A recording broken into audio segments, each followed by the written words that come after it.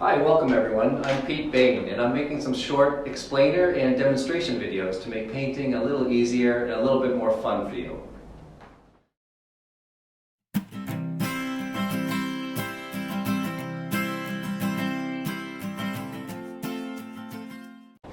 Okay, let's talk about brushes. Brushes can cause a lot of confusion just because there's an endless variety of styles and materials and sizes to choose from.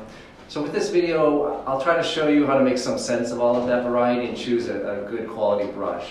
I'm going to focus on the brushes that work best in our classes where we paint directly with oil or acrylic paint, wet into wet, a la prima style. And in the notes, I've included links to several really great retailers where you can buy a good brush. And if you find this video helpful, I hope you'll give it a like and hit the subscribe button. Okay, so having good quality brushes is really critical to painting well. And it's important to remember that brushes have a lifespan. So let's start by looking at some of my old brushes.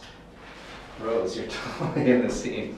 These brushes are too far gone to paint with anymore. And even when you take good care of them, brushes get worn down. The shape becomes splayed, paint gets trapped in the ferrule, and the brush becomes less and less workable.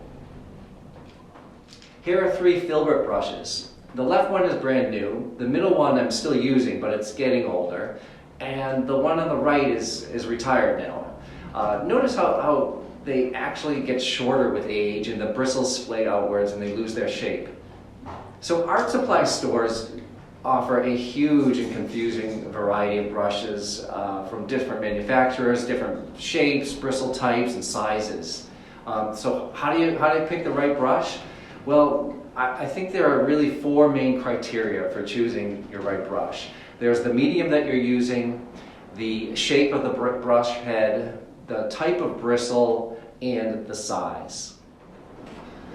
First, be sure you're buying the right brush for the medium you're using. There are real differences between oil paint, watercolor, and acrylic brushes. If you're using acrylic paints, buy acrylic brushes. If you paint with oils, buy oil brushes.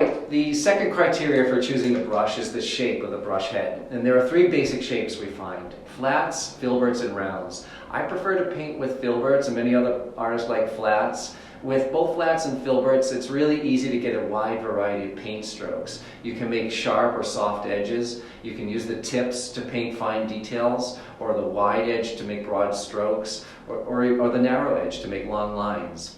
I don't see a lot of painters with oils and acrylics using rounds brushes, but I'm sure they're fine once you learn how to use them. All right, the third criteria when selecting a brush is the bristle type. And there are 2 broad categories of bristles: natural or synthetic.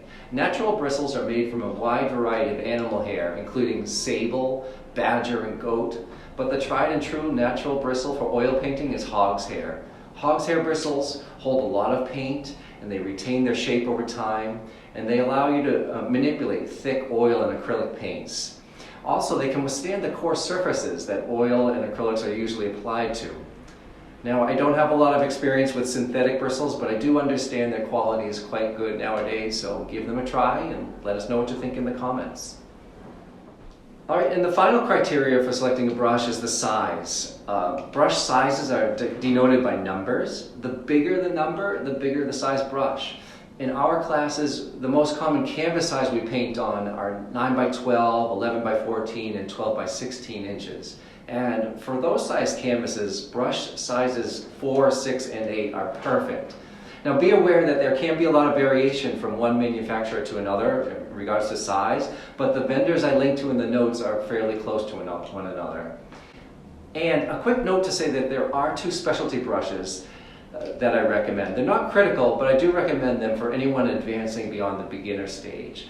The first is a rigger or a liner brush, and that's used for fine lines like telephone wires, whiskers, and also for your signature. And the second specialty brush would be a very wide, flat brush with soft bristles, and you can use that for blending large areas smooth and knocking down edges. Okay, to sum up, the brush recommendations for my classes are an oil or acrylic painting brush, a filbert or a flat head shape, hog's hair bristles, numbers 4, 6, and 8. Well, thanks for watching, and please subscribe and leave comments below. We'll see you next time.